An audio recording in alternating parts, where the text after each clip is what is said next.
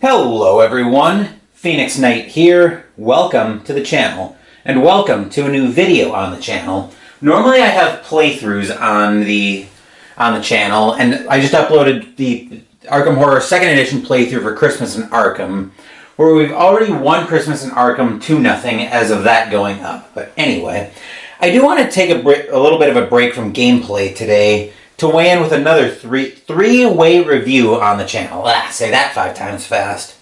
There are a lot of games in the Arkham Horror files, and today I want to take a look at 3 of the biggest in the files: Arkham Horror 2nd Edition, Eldritch Horror, and Arkham Horror 3rd Edition. Given that these 3 games are set in the same universe, they're definitely similar, but there are some differences between these 3 games. And in this video, we're going to explore those differences on 4 main points: the board, how the round works, how strong the narrative focus is in each game, and how you end each game. And I'll interlace my thoughts with each game in throughout this review. With that, let's start with the boards, and let's start with Arkham Horror 2nd Edition.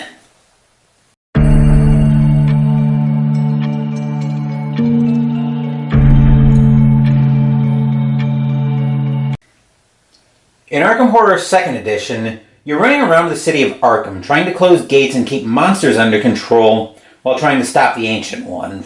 Whether that continues in a final battle with the Ancient One, or if you're able to close and or seal enough gates to keep the Ancient One from waking up. As you can see here, the board is actually pretty large, but not impossibly large to feature on the channel, as our Christmas in Arkham playthrough that just went up on the channel today is evidence of. The board features a terror track, several other dangerous spaces on the board, and the gates that function slightly different from Eldritch Horror, but I'll touch more on that when we get into the round structure. The location spaces will feature icons, and I'll see if I can zoom in on a few of them. But you can see here that almost every space has a general idea of what you might be able to gain from from the encounters there, and that'll be a common feature throughout these games. Anyway, we'll pull that all the way back out. And there are also 3 sideboards that come with this game. They might feature adventures in, which one is this one? Dunwich. We've also got Kingsport. And there will be a sideboard for Innsmouth as well, which I'm trying to fish out here. Here we go. There's the Innsmouth sideboard. Now, I have yet to feature any of those sideboards on the channel. I was thinking about it during Christmas in Arkham, but I decided not to. So that'll be a call for later when I do eventually want to work some of the sideboards into content on the channel, but I'll have to figure out when I want to. Anyway, those are the boards for Arkham Horror 2nd Edition. Now let's take a look at the Eldritch Horror board. Eldritch Horror has you running around the world trying to solve mysteries around each Ancient One. Once again, the board is large, but not impossibly so, and I have featured Eldritch Horror on the channel multiple times and will again. The board feels very much like a simplified version of Arkham 2nd Edition, similar to how the entire game seems to be simplified Arkham Horror 2nd Edition. In fact, when I teach this game, that's usually where I start, especially if anyone has played one of the 2 but not the other before. Similarly, when I teach Arkham 2nd Edition and they've played this but not that, that's where I start, where Arkham 2nd Edition is basically just bloated Eldritch at that point. Obviously there are more details than that, but that's kind of, for like a 20,000 foot view, that's where I start. But anyway, the tracks on here this time are the Omen track up here and the Doom track up here. Plus there's a reserved space down here for a reserve of assets that generally is always available. There are some exceptions to that rule, but anyway. Like 2nd Edition, Eldritch also features sideboards, but the sideboards here are different. Where we have adventures in Egypt, the Dreamlands, And our last sideboard is Antarctica. Now, I did feature Egypt during the Summer of Love, during the 2022 Summer of Lovecraft, where I got hammered by Nyarlathotep. Apparently it's a thing to just be tongue-tied today, but anyway, that will do it. That's the board for Eldritch Horror. Now let's take a look at the board for Arkham 3rd Edition. In Arkham Horror 3rd Edition, we run around Arkham trying to complete a scenario. Unlike the other two, however, as you can probably guess from the tiles, the board here is theoretically modular, being laid out as described in each scenario. And this won't be the last time I talk about the scenario-focused nature of this game. Similar to the other two, and I'll zoom in so you can see it here as well, you can get an idea from the iconography on the board for what you can do, what you can expect to do and get from each encounter at their respective locations. Unlike in 2nd Edition, however, and I didn't actually pull any of the street tiles out, but being in a street space will still get you an encounter, but again, I'll touch on that a little bit more in the round structure. Speaking of the round structure, I think that serves as a good segue into talking about the round structure for each game. Similar to what we did for the boards, let's go ahead and start with Arkham 2nd Edition.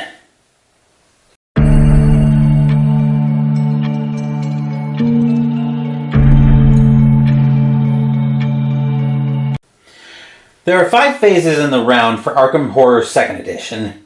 First up is the upkeep phase, where you essentially prepare for the round by being able to adjust your character's stats and having any special effects happen here.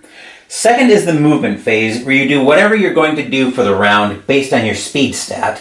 You also fight monsters in the movement phase, and that will be different from the other two. Next up is the Arkham Encounter phase, where anyone in a location in Arkham, or any other city if any sideboards are being used, gets an encounter. Generally, unless some other effect states otherwise, but most likely a Mythos card, but a gate may end up on a street space, says otherwise, investigators in the streets won't have encounters. If an investigator is on a gate, they'll get pulled through as their encounter in this phase. Fourth phase is the Otherworld encounter phase, where anyone in an Otherworld has an encounter from a different deck. Last up is the Mythos phase, which anyone familiar with the Arkham Horror files will know and fear. This is where the game does its thing, spawning new gates, potentially new monsters with them, and having other horrible things happen. But anyway, that's a bit of an involved round in this game, so let's go see next what Eldritch Horror's round is all about. There are only 3 phases in the round for Eldritch Horror, but otherwise, the round is actually pretty similar to Arkham 2nd Edition. First phase is the action phase, so there's no upkeep phase here. Unlike in 2nd Edition, when you move in this game, you move 1 space for free and have to spend travel tickets, gained via a different action, to move additional spaces along the matching path, whether ship or train. Second is the encounter phase. This is where you fight monsters, which you have to first if there's a monster on your space, or have an encounter with your location or a non-monster token on the space. Last up is the Mythos phase, where once again, the game fights back via cards. Less involved than 2nd Edition, but actually a pretty similar round structure in the grand scheme of things. Now let's move to 3rd Edition. The round in 3rd Edition is actually more similar to a round in the card game than either of these two games. First up is the action phase, where you take your actions, including fighting monsters in this phase. Then we have the monster phase, where monsters move, attack, and do everything else. Think the enemy phase in the card game, exact same idea. Next is the encounter phase, but any investigators engaged with an enemy won't get an encounter. As I mentioned in talking about the board, any investigators in the streets will still get encounters as long as they aren't engaged with any enemies. The last phase is the Mythos phase, where, unlike cards from 2nd Edition and Eldritch, you use a Chaos Bag to draw random tokens and see the game do bad things to you. But anyway, that is it for the round structure. From the encounter cards, you get a bit of narrative, so let's go ahead and talk about each game's narrative focus. Since they're similar, we'll talk about 2nd Edition and Eldritch together.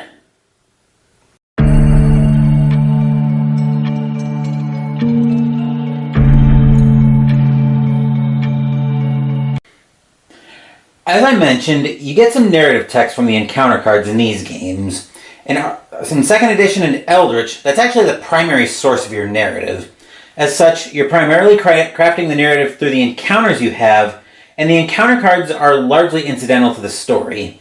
In fact, there's almost no narrative text on the Otherworld cards for 2nd edition. It's a bit looser focus on narrative, but I actually like that more. And I know that sounds weird as someone who likes immersing himself in a lot of narrative and story. But anyway, let's talk about 3rd edition. Like the other two games, 3rd edition also provides narrative text from the encounter cards. Unlike the other two, however, 3rd edition also has a codex to help drive the story along, providing goals and other ways to keep the story moving. As such, largely thanks to the codex, the narrative focus in 3rd edition is much tighter than with the other two games, almost to the point of being too tight. And as someone who likes immersing himself in narrative, I think the too tight focus on narrative here hurts 3rd edition, to the point where I think it's too on rails. I know I've talked about this before in social situations, but the tight focus on the narrative actually means that the immersion just really isn't there for me after a few playthroughs. After a while, you start to learn the scenario to the point where you can start to figure out, okay, I know X is going to happen, so I need to do A, B, and C to get ready for it. Also, the scenarios start to get repetitive very quickly, especially with how slowly Fantasy Flight is releasing expansions for 3rd edition. What this amounts to is replayability is a major problem with 3rd edition from the too tight focus on narrative, in my opinion. Anyway, now we've looked at the narrative focus, so now we should probably talk about how the game ends. Let's start once again with 2nd edition.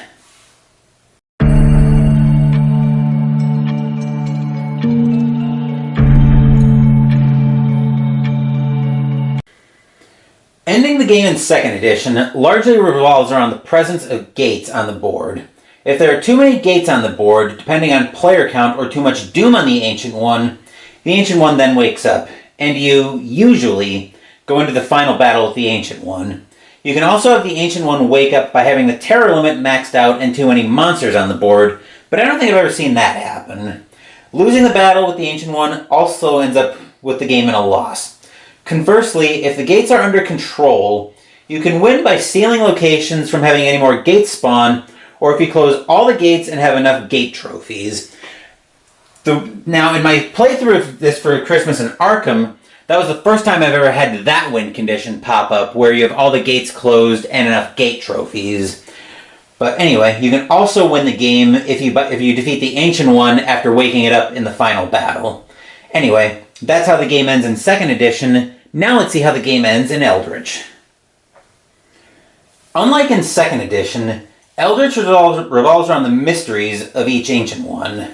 Your goal is to solve some number of mysteries around the Ancient One. The number I've usually seen is 3, but there are some exceptions to that rule, 2 of which I've featured on the channel. Similar to 2nd edition, if Doom gets to 0, akin to the Doom track on 2nd edition filling up, the Ancient One wakes up and you have to solve what's called the final mystery. Plus, the game also gets a lot harder with the Ancient One awake and at full strength. As such, in my group, unless the game looks winnable, we usually tap out and call it a day when the Ancient One wakes up. Anyway, that's Eldritch Horror. Now, how does the game end in 3rd edition? As you've probably guessed, some of the goals in the codex will give you ways to end the game. As such, you do have to be paying constant attention to the codex to see how the scenario ends. The game will end when a goal says investigators win or lose the game. A common feature with these games seems to be when things spiral out of control, they do spiral quickly. Anyway, that's everything I wanted to talk about in this video. Now let's move back up top to wrap this video up.